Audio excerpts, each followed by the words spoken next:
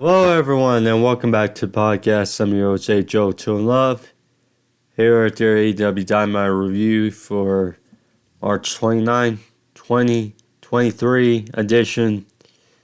Fairly good edition of Dynamite we had on Wednesday, culminating before the debut of AEW All Access. I have not gotten the chance to see it yet, but I will after this podcast is over. But our last Dynamite was good. In the main event, Adam Cole made his in-ring return against Daniel Garcia in a decent match in the main event. Which also signified a tease of Adam Cole's first big feud being back. That is against Chris Jericho. Because I'll get into it more at the end, but Jericho came out after the match, helped Garcia to back, and failed to acknowledge or look at Adam Cole in the ring. So, a little touch there, but first off by saying Adam Cole versus Chris Jericho at, say, Double or Nothing. A hell of a match. First off, to have first back for Adam Cole.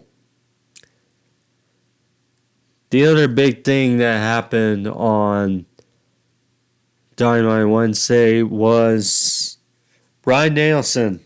Bryan Danielson cemented the heel turn of the Blackpool Combat Club, in which after the heck of a match between Kenny Omega and Jeff Cobb, the Blackpool Combat Club, who attacked Don Callis and Hangman Page earlier in the show, went to beat down on Omega. And Bryan came out, told the troops to basically stand down, and then wiped out Omega, cementing not only a heel turn, but the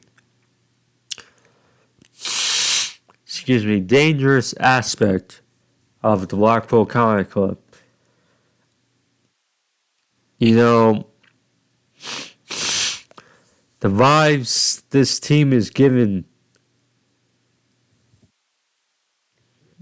AEW, it's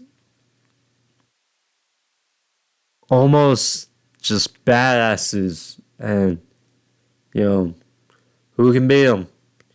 I mean, this feud with the Elite going forward, it's fun to watch.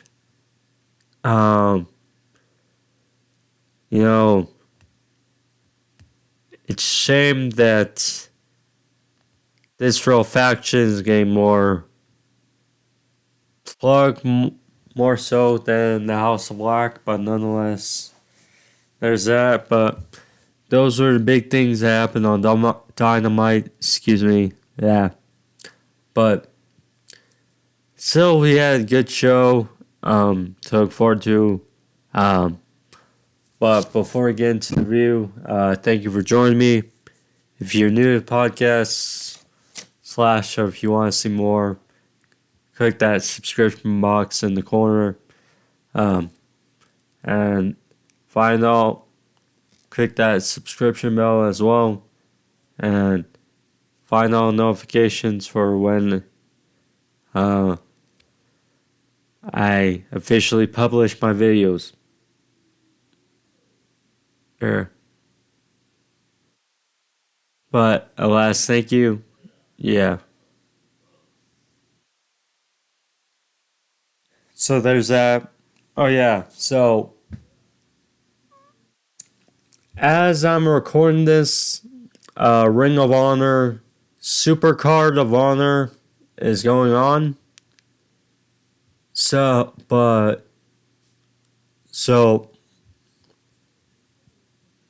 I'm gonna try to do a review of Ring of Honor Supercard of Honor. Um, and so hopefully I can find the highlights of the pay-per-view, and then hopefully either Saturday, I mean, assuming this comes out, Friday, Saturday, nonetheless. Um, if I do have a review, I will have it up Saturday night / Sunday. So just something to keep an eye on. So, but there's news in that. But alas, thank you. Let's get into the review, shall we?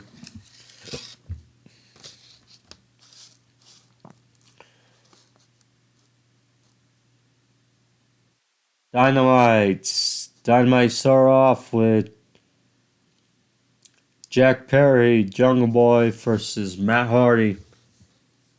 Decent match here. The crowd was good for both sides. Ethan Page was in the corner of Matt Hardy. Very much got involved in this match here, which only angered Jack Perry. Matt did hit a side effect on the outside. Page actually hurled Perry into the crowd. Hardy did hit his superplex for a near fall, but Page continued to get involved. Hook's music played, and Hook ran out to take care of Ethan Page. Ethan Page actually clocked Matt Hardy. Hardy was rolled back in the ring by Jungle Boy as he had a lariat followed a slaying forearm / elbow out for the win. Afterwards, one MJF, one salt to the earth, Mr. Maxwell Jacob Freeman ran out there and cut down on Jungle Boy. Talked about he didn't like Perry interrupting his rebar mitzvah a couple weeks ago, but he understood it. Talked about their match from 3 years ago at Double or Nothing 2020, where they sold the show, and reminisce about some choice words MJF had for Jungle Boy. How Jungle Boy is up for fans. Talked about their different paths.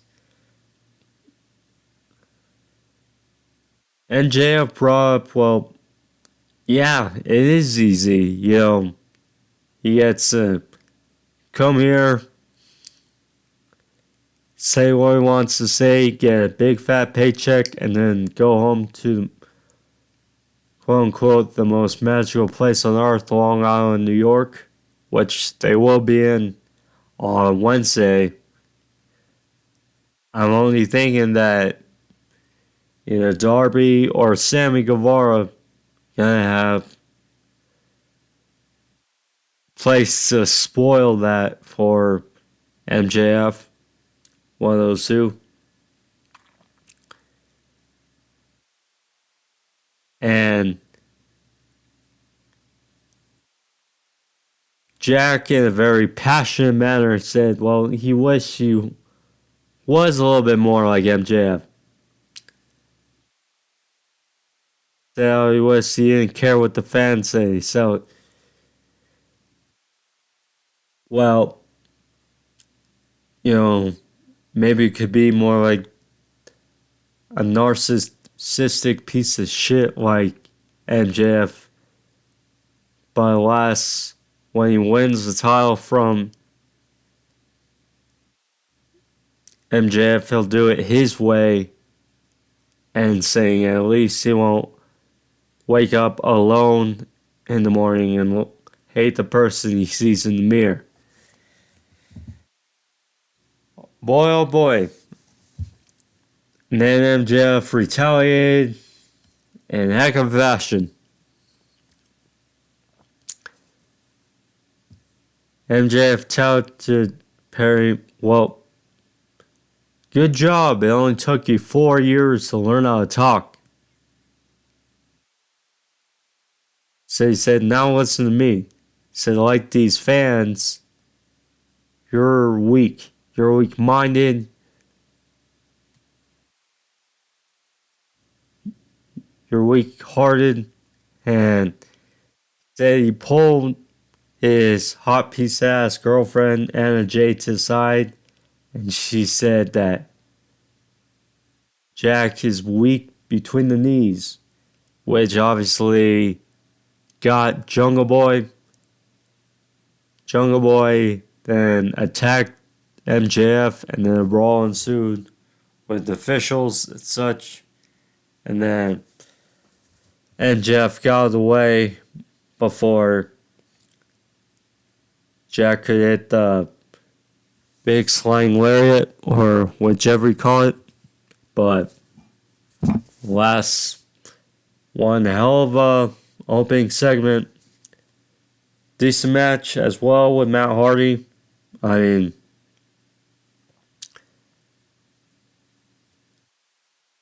it's going to be interesting to see how, well, MJF brought this fire from Jack Perry.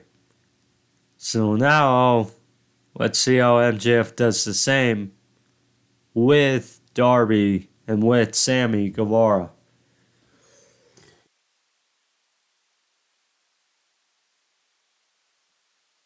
As we gear towards this presumably fatal four-way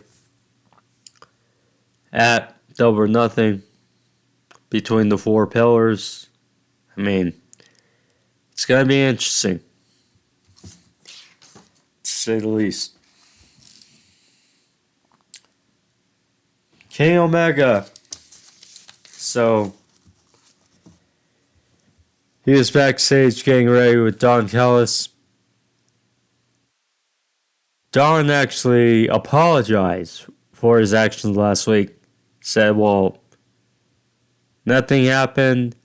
He grabbed Hangman's hand and he slipped. And then he apologized. But then he told Kenny, well, why would you assume and get all mad that you assume Hangman attacked me? And they said, well, basically, Hangman's attacked you before. So, Don was trying to be the clear head. Said, well, you got Jeff Cobb to worry about this big match. So don't worry. I will go find Hangman and apologize myself. Kenny didn't seem real pleased. Just at all. So there was that. 2.0 and the Acclaimed. They were showing out, having fun in St. Louis. Going to a St. Louis Blues hockey game. They were hanging out, having fun, going on merry-go-round. finally they were eating food with Billy Gunn, and 2.0 asked, well, what's your decision on being in the Jericho Appreciation Society? Bowen said they need more time and that, next week they'll give an answer. First of all, I am glad. I mean, it's obviously a mixed bag. I'm glad that Matt Menard and Angelo Parker are both seemingly doing something. At least doing something. Because they're both too entertained to not be on TV. That's the first thing. The second thing is, boy oh boy, have the Acclaimed and their momentum really fallen flat. Just really fallen flat. I mean, Tony Khan really botched this. And I said before, but botching the whole, for both sides. I mean, with the Guns and the Acclaim, their momentum is not where, you would think it'd be after their feud, but it's how it happened.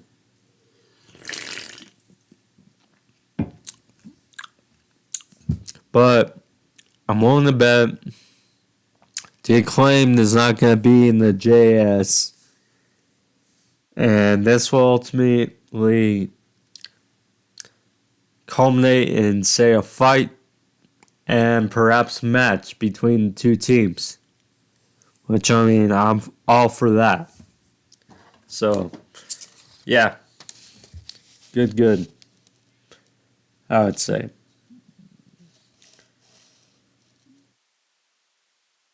Shoot. Blackpool Combat Club. This was short and sweet as they took out Don Castle and the boys. Don Castle and crew didn't really get down the ramp. They were attacked in their entrance by the BCC. Just beat down really quick. Claudio is in the ring. Hit the Ricola bomb. 1, 2, 3. Thanks for coming. And then quickly, they put him pretty much rose out. And then they left. Pretty much really simple. And then we get to the next thing. Hangman Page. He was asked about an update on the Young Bucks. He said Nick has a separated shoulder and that Matt has partially torn bicep, which is true. Apparently Matt suffered in the trios triple threat match with House Black and JS in Canada, and apparently won't be doing surgery, so perhaps it's not as bad as it could have been. But that's a little wrinkle in this feud, so I don't know. But if he's not going to have surgery, then he might be able to do at least TV in some way for this feud as they build towards presumably Blood and Guts. We'll see. But so Alex Marvez asked, well, Who did this? Hangman was like, are you kidding me? So he said well, what he said was different, but first let's say he said the Blackpool Comic Club guys, and then Don Callis appeared, tried to make amends for what happened last week, tried to shake Hangman's hand. Blackpool Comic Club out of nowhere attacked Hangman, and then Moxley, slapped the shades off Don Callis and then decked him. And then as Don Callis, the camera panned on him, and a pool of blood, a big cut, was on Callis's forehead. I mean, jeez. He probably hit, I don't know, he probably hit one of those, like, little pillar things in the back. I mean, jeez. But what Hangman did say was, ay. He didn't say BCC, he said BBC. To the point where a guy in the back was actually laughing. That was to the point, I mean, jeez. I don't know what to say. But hilarious. Anyways, Jeff Cobb versus Kenny Omega for the IWGP US Heavyweight Championship. So, Cobb was out there, made his entrance. As Omega was about to make his, Tony Schiavone told Omega that Hangman and Don Callis were both taken out by the BCC. So, I mean, Tony Schiavone, the bearer of bad news, as Omega is about to come out for his match with dangerous Jeff Cobb. Also, by the way, it was a good, different thing for Omega to come out to not Battle Cry, but Devil's Sky, his New Japan Pro Wrestling theme music. So, a little touch there. So, that was cool. But shortest match was Omega's ribs, his elbows was taped up as well. But it was a good match between the two. Cobb we have not seen on AEW in quite a while. So this was a bit refreshing. But Cobb's power really shined in this match. He hit delayed superplex for a near fall. He did go for the one winged angel on Omega, but it didn't work out. Then he went for Toward the Islands. That was unavailable.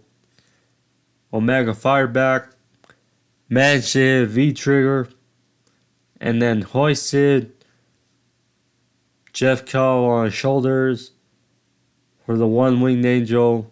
1, 2, 3. And Omega retains another grueling match back to back. So, there we go. And then, after match, Claudio, Yuta, and Moxley, they all got near the ring and got on the apron as they were about to attack. But then all of a sudden we hear Bryan Danielson's music play and pretty much everyone is confused. just, which I don't get because we know it's his music, but crowd and everyone was just confused. Then they saw him. Bryan ran out to the ring, pretty much told everyone to get down.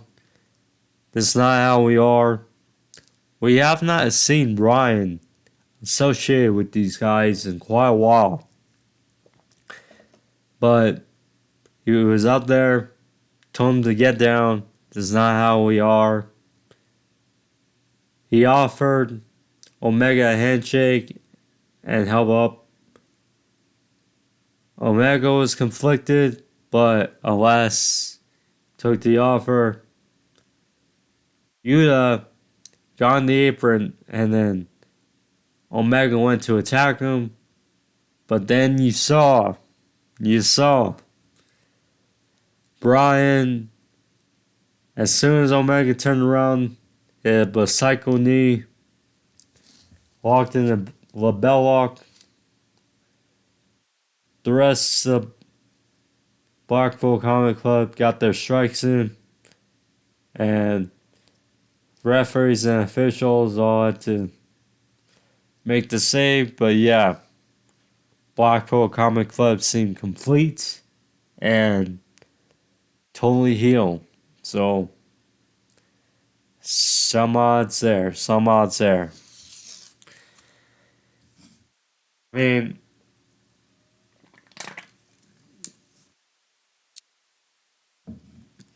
excuse me.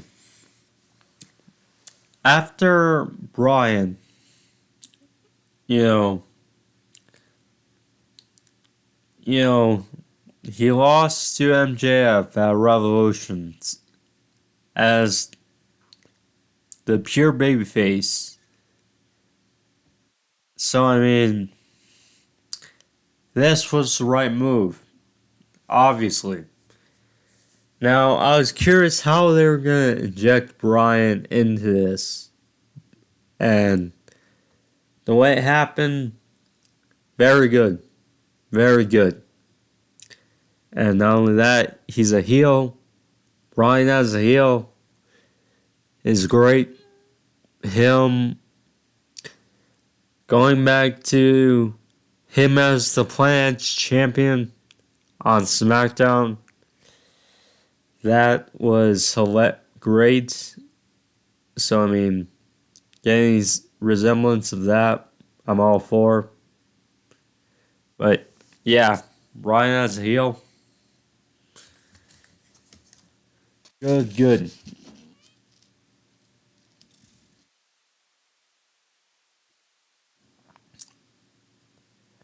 Then we get the Guns backstage. Cut a little promo on FTR ahead of their match next week in Long Island. Talked about how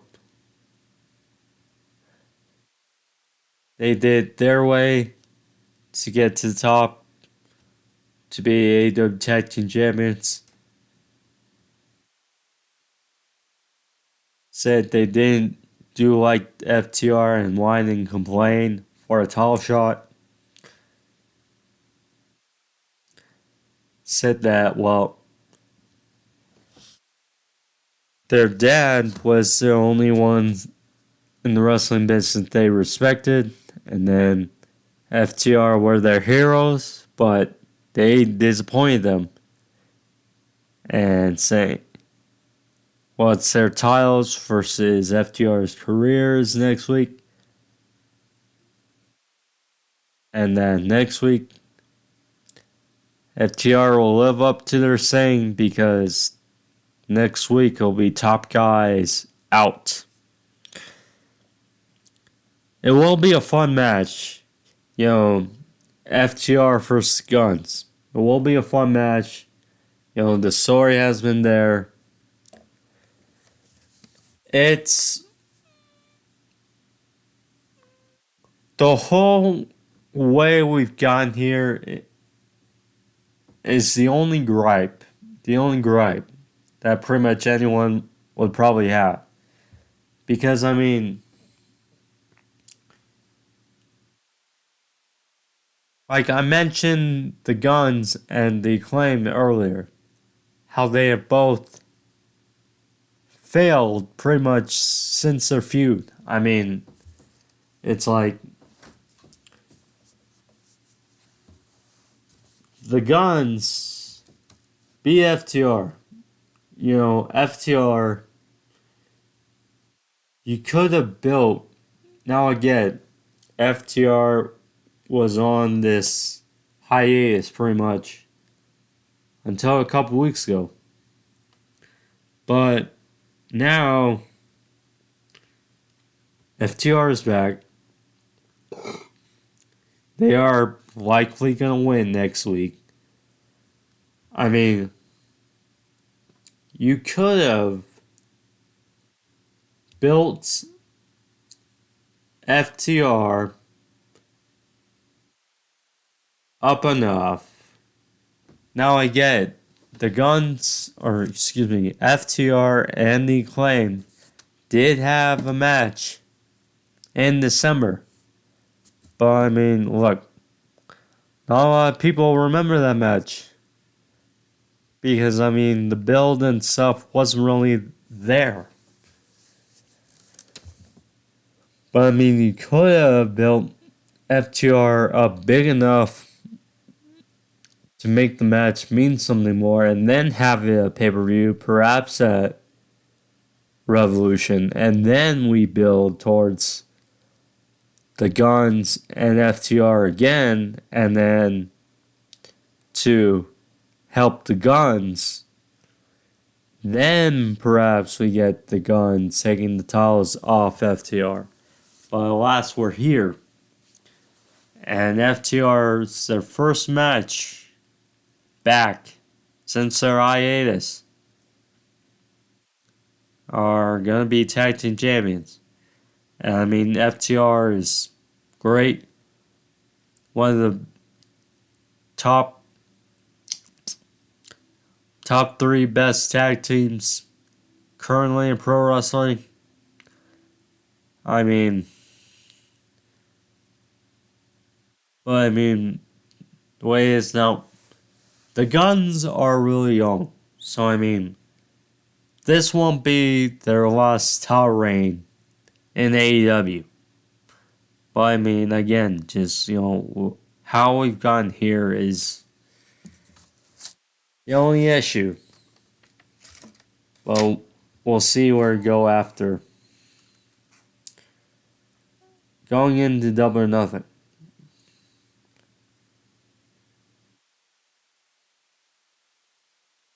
We got the Butcher versus Orange Cassidy for the AEW International title. I'm still wondering. Really, nothing has changed for the International title pretty much yet. It's still the same thing when it was the All-Atlantic title. So, really, what's the difference? Look, I like Orange Cassidy. I think he's good, really good. The gimmick, I like, although people will hate on the gimmick just for what it is. It is what it is, but the fact that that title is being treated more important than the TNT title is pretty sad. Pretty sad. We've had defense after defense after defense after defense for this title. And Powers Hobbs literally won the TNT title for Wardlow a couple weeks ago. He's had 2 interesting matches on Rampage. Okay. What else?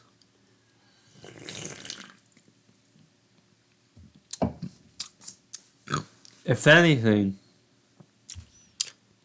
Orange Cassidy, his matches should be on Rampage. Hobbs' match should be on Dynamite. That would fix one thing. But what's this match? I like Butcher and Blade. Think they should be also used more. They're both very good. But overall, after shenanigans, Orange Cassidy won. Hit the orange punch and the beach break. 1, 2, 3 on the Butcher. Orange Cassidy got into the defense. There was that. Well, Nightingale and Ruby Soho, it's sad how really both women's segments were both just unenjoyable. Really unenjoyable. But it is what it is. Yeah. Just hard to care. Anyways, Ruby won with an assist pin on the ropes. 1, 2, 3. Rio Sky Blue came out for a save again. Then Jamie Hayter. She almost took Tony Storm's head off. But yeah. Gonna be Jamie Hayter versus Rio next week. Think that match should be nice, but the way Jamie Hayter has been kind of dragged in this feud, it's kind of downing on the title reign of Jamie Hayter.